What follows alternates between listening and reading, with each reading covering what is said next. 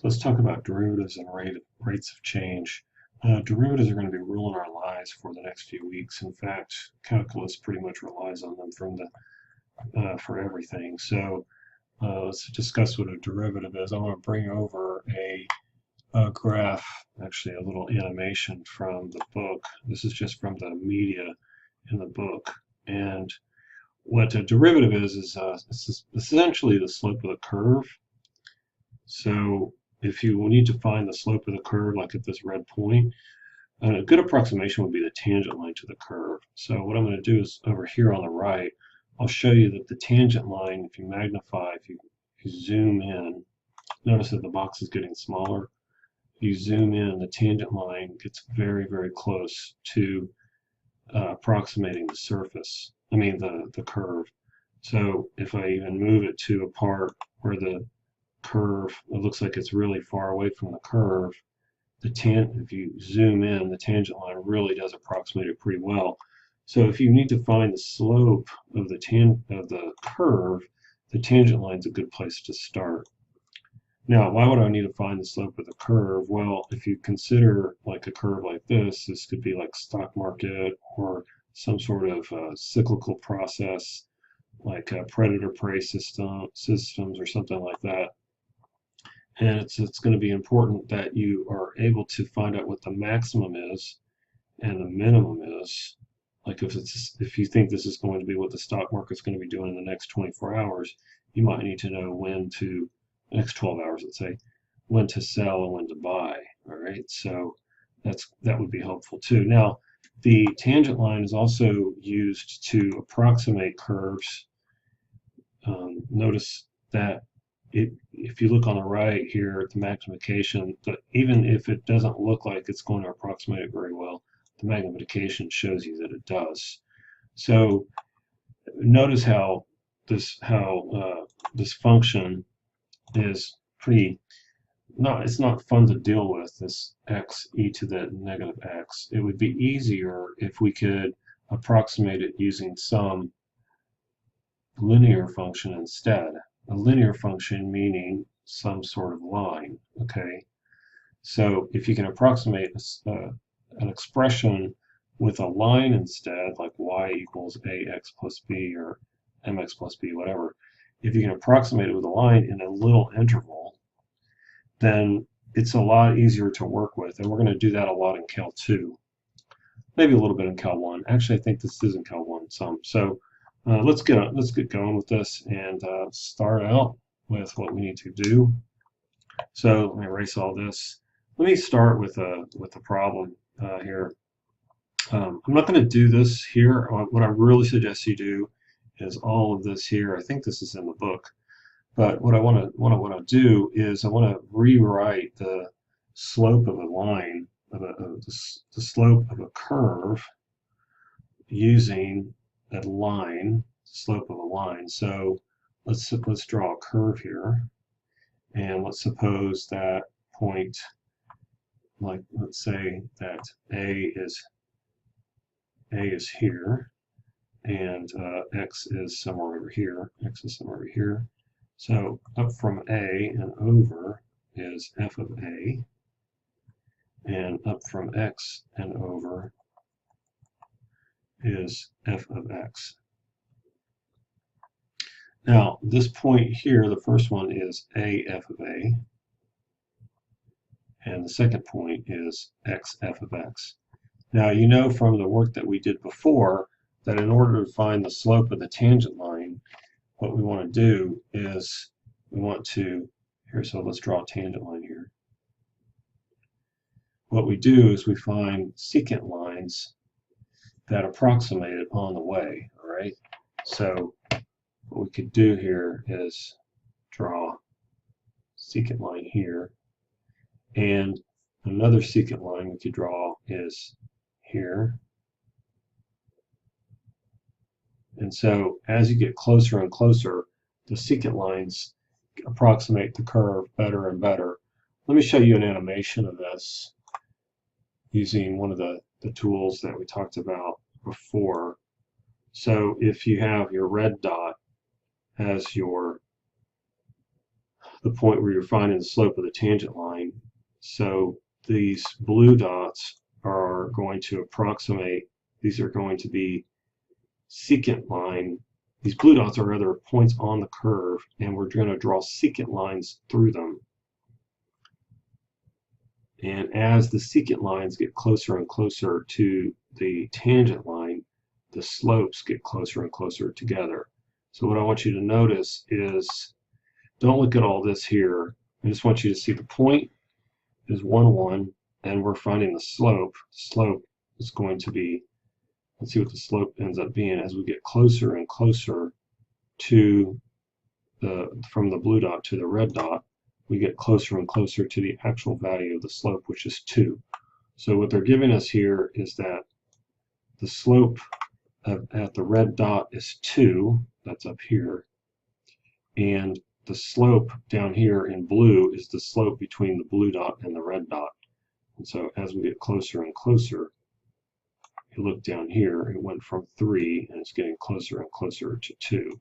So we can move the red dot over if we want, and that blue dot will be further along with that. So you can do it on the other side as well. And this goes with a lot of different functions. So I'm going to move my red dot over, and then the blue dot gets closer and closer to it, like that.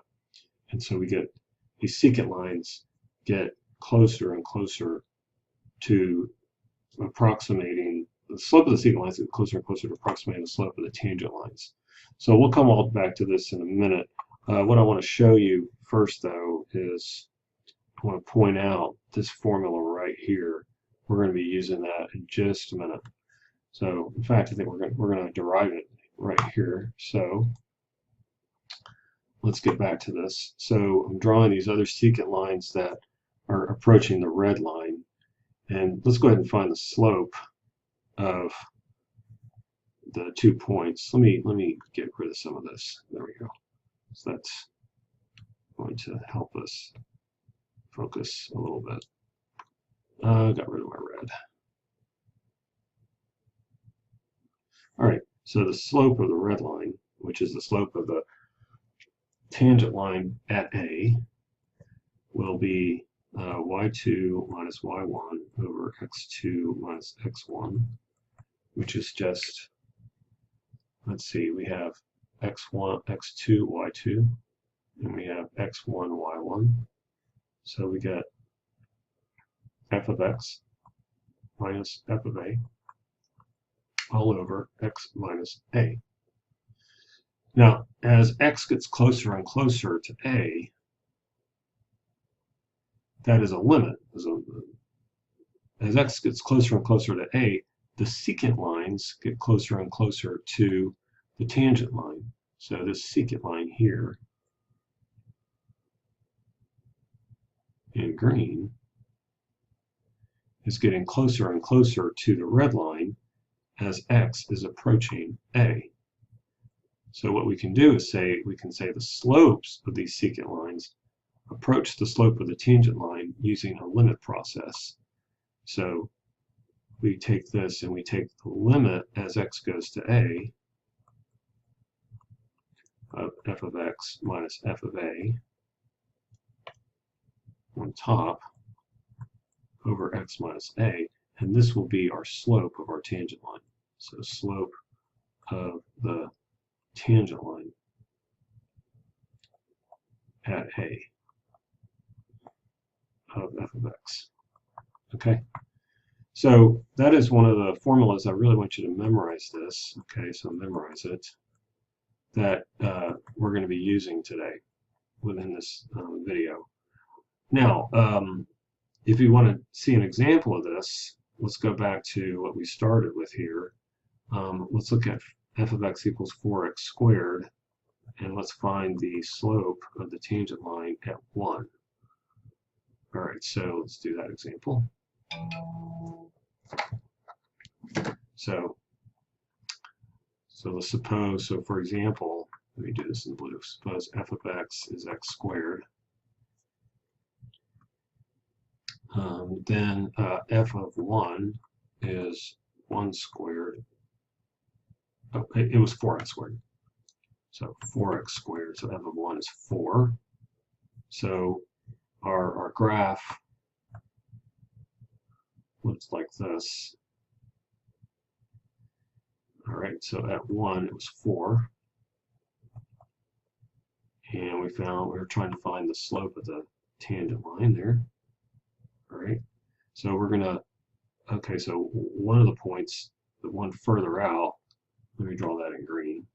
The one further out, that one is going to be our x, f of x. And the one at the point, that's going to be 1, 4. All right, this is not to scale. So to find the slope of the tangent line, we go, all right, so we go limit. Well, let me draw further up. So limit as x goes to a of f of x minus f of a. I'm just going to draw it out completely over x minus a. So this becomes limit as x goes to a of f of x is 4x squared. So 4x squared minus f of a is, okay, so f of a is 4. A is 1 in this case. So it's 4. So the difference between a, before this was a f of a, and so now we're using a equals 1. Okay, so then over x minus 1, a is 1. So when we do this out, limit as x goes to a of 4 times x squared minus 1 over x plus x minus 1. And then when you factor that top, it's the difference of two squares. X is going to 1. 1, 1, 1. Yeah, okay. X is going to 1. When you factor it, you get x plus 1, x minus 1. And then if you notice, the x minus 1's cancel.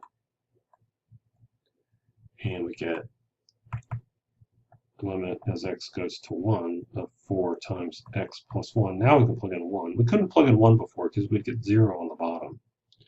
You see, if you plug in 1 here, you plug this 1 in, you get 0 on the bottom. That's bad.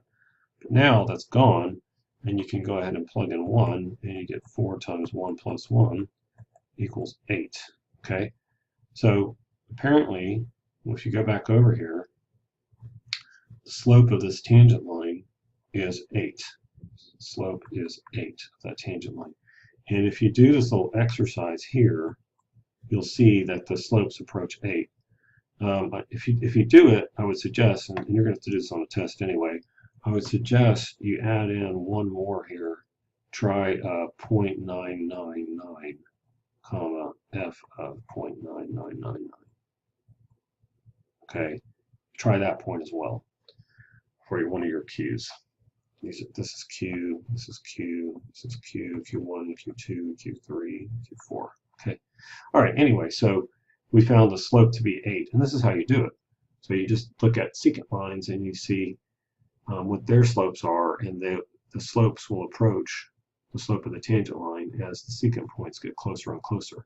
So now let's look and see that this is one of our formulas here. Formulas. So just read that and notice that that's one of the formulas. And now we want to get this formula. So what I'm going to do is, now the reason why we're trying to get another formula out of this is because sometimes one is easier than the other. So let me draw the scenario again of the graph.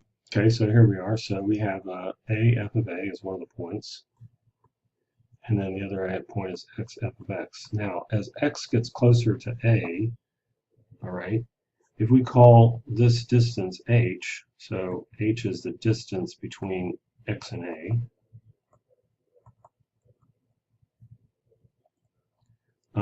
as x approaches a, h goes to 0. So let's go ahead and play this game again, where we replace x with a plus h. So x becomes a plus h. And then up here, this point will be a plus h, comma, f of a plus h. It's an h. So now let's find the slope between a, f of a, and a plus h, and f of a plus h. Okay, so let me kind of keep it in here. Erase all this. So m will still be y2 minus y1 over x2 minus x1. So that would be f of a plus h minus f of a all over a plus h minus a, which is f of a plus h minus f of a all over. Now the a's cancel. So this is all just over h. So now h is going to 0, right? Our h is going to 0. So the actual slope is, let me draw this in black so you can see it better. So m is the limit as h goes to 0 of f of a plus h minus f of a all over h. And this is the slope of the tangent line to a graph at the point A. So that's what it is, the slope of a tangent line to f of x at A. And so if we go back over to the notes, that's exactly what we have here. All right, so let's do an example of this. Let's do the same thing we did before, but let's use this new one, okay? So let's try that. So let me erase this. So we're going to use this as our model. So for example, if f of x equals 4x squared, find f, the derivative, find the slope of tangent line at x equals 1. So this is going to be our a value now. All right, so let's try this. So we take this over. So this is going to be the limit as h goes to 0 of f of a plus h will be 4 with a plus h plugged in, squared, minus, now f of a will be, our function is this right here. So a plugged in will be 4a squared, so squared, all over h. So this is now limit as h goes to 0 of 4. Now when you full out a plus h squared, it's a squared plus 2ah plus h squared minus 4a squared all over h. If we just keep going with this, this here is 4a squared plus 8ah plus 4h squared. So we get all of this minus 4a squared. The 4a squareds cancel. And so what you're left with on top is the limit as h goes to 0 of 8ah plus 4h squared all over h. Now you can take out an h, limit as h goes to 0. You take out an h, you get 8a plus 4h all over h. These h's cancel. And now you can plug in 0 for h, and we get 8a. But a is 1. So 8 times 1 is 8. And so we got it. Now, what I could have done the whole time is instead of using a, I could use 1 instead. So what you might see in the book, so it says that x equals 1. What you might see in the book is limit as h goes to 0 of 4 times 1 plus h quantity squared minus 4 times 1 squared over h. And now this is a little easier actually. You get limit as h goes to 0 of 4 times, and then you full out 1 plus 2h plus h squared minus 4 all over h, and then you keep going, and you'll see, if you pause the video and you work this out, you'll see that it works out to be 8 also. All right, so let's circle back and see what's coming. This is what I was doing before to it, so let me erase it. So it's gone. So, oh, like before I get to that, let me give you a little definition here. This is called the derivative of the function. Since that's what we're talking about, maybe it's important to cover it. So the derivative of a function of a number a is going to be these formulas here. It's either that formula or this formula. Oh, I definitely want you to remember this top one. So the derivative is f prime of a. So when we found the other function, so for f of x equals 4x squared, f prime at 1, we found that to be 8. The derivative of the function is the slope of the tangent line at the number. Okay. The derivative of a function at a number is the slope of the tangent line at that number. All right. So that's the derivative. So we can do this one, but I want to wait on that because rather you try that on your own and see what you get. Well, we can do it real quick. Let's try it real quick, real quickly. So we have a limit. So this is my function. So we have f prime at 3 is the limit as x goes to 3 of, let's see, it's going to be f of x, which is 1 over x, minus f of 3 over x minus 3. So the top is, remember, it's just f of x minus f of a. All right, so now I'm going to combine these two real quickly. X goes to 3. So this is 3 minus x over 3x over x minus 3. What I used was to go from here to here. I used this fact a over b minus c over d is AD minus BC over BD. Try this with like 1/3 minus 2/5, and you'll see that this works out. You don't need to find the least common denominator. All right, so erase all this. Let's keep going. Oops, that's a 3. Now I want, so what I want to do is I want to flip and multiply. So this is the x minus 3 on the bottom is over 1. So I'll flip and multiply. This is limit as x goes to 3 of, let's see, 3 minus x over 3x times 1 over x minus 3. Now, if this 3 minus x, you can rewrite it as negative x minus 3, like that. So instead of 3 minus x, I'm going to write it like that, and then I can cancel x minus 3 and x minus 3. And so what I get at the top is limit x goes to 3. What I get at the top is a negative 1, and at the bottom I just get 3x. And so when you plug in 3, you get negative 1 over 9. And there's your derivative. All right, so that wasn't too painful. So now let's move on to something else. I want to save this problem for the homework or a test. So make sure you know how to do this on a test. This problem right here. It's a nice little problem. I want to skip to this with velocity. So remember that the distance equals rate times time. Now rate is also known as the velocity.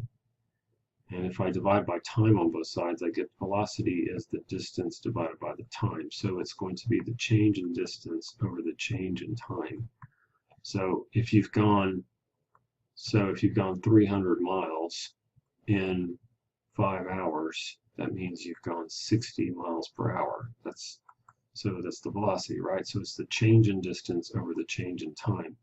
Well, if you just graph distance versus time here, distance versus time, and you have some function that is modeling your distance, you're changing your distance. So from here to here, it looks like the change in the distance is 0. That means maybe you took a rest stop. And then from here to here, you sped up and you were going faster. You're changing your distance was greater over a certain change in time. Okay. Now, distance over time is the velocity. So if you look, the slope of a tangent line will give you, if you look at the slope of the line, this is the change in distance in the vertical and the change in the time in the horizontal. And so the slope will be your velocity, which is change in distance over the change in time. Remember, it's the change in the y's over the change in the x's. This, if you haven't seen it before, the delta means change in, or difference in, okay? So the velocity is going to be the slope of the tangent line if you're given some sort of distance function. So over here, what we have is we have the height of an object thrown upward on the planet Mars, has a velocity of 10 meters per second. Its height is given by this. So it says find the velocity of the rock after 1 second. So the velocity will be the derivative of the h function. Now keep in mind this 10 here is this 10 here. They're only giving you this information right here in order for you to understand where the function came from. Okay, you don't need that. So the velocity of the rock after 1 second, that will be v prime at, I'm sorry, that would be h prime at 1. This h is serving as your f of x before. So this would be, normally you would see this as f prime of 1. So h prime of 1. So we need to find the derivative of h at 1. So we go up to our formulas and we pick one. For this kind of problem, it turns out that this formula is a little easier to use. All right, so let's pull this over. 10t minus 1.86 t squared. So we have h of t. Let me draw this bigger. We have h of t equals 10t minus 1.86 t squared. So h prime of t will be the limit as h goes to 0, little h goes to 0, of h of, let's see, we're doing h prime at 1 second. So it's going to be h of 1 plus little h minus h of 1 over little h. Now compare that to, just real briefly, let's compare that to the formula that you had before. This is h, not prime of t, it's h prime of 1. So compare that to what it would look like with f prime of 1. F prime of 1 would be the limit as h goes to 0 of f of 1 plus little h minus f of 1 all over h. So pause the video if you have to see how these are pretty much the same. I'm just using capital H for little f. All right, so let's go back to this. So let's see what happens here. H is 10t minus 1.86 t squared. So that would be limit as h goes to 0 of 10 times 1 plus h minus 1.86 t squared. So that would be 1 plus h quantity squared. Now h of 1 would be 10 minus 1.86, if you plug in 1 for t, all over h. Now I'm going to pause the video and figure all this out. So this is what I have so far. So I invite you to pause the video and check out what I've done, this work that I've done. And so let's see what I get here. At this very bottom here, I get, so I'm going this way, limit. Oh, the H is canceled. So the H is canceled. And I get limit as H goes to 0 of 6.28 minus 1.86H, which is, now letting H be 0, I get 6.28, which is the right answer. There we go. So this was the change in the distance over the change in the time. So this is 6.28. I think it was meters per second, maybe. Let's see, was it meters per second? Let's go back.